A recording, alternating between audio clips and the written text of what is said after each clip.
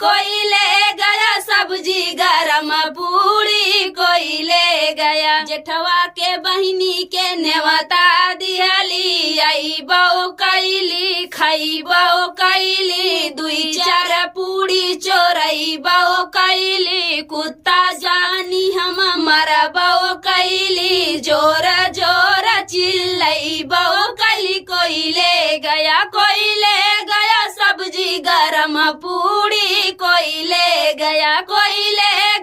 सब्जी गरम पूरी, कोई ले गया पंडित के बहिनी के नेवता दिहले, आई बो कैली खाई बो कैली, दुई चार पूरी चोरई बो कैली, कुत्ता जानी हम मरा बो कैली, जोर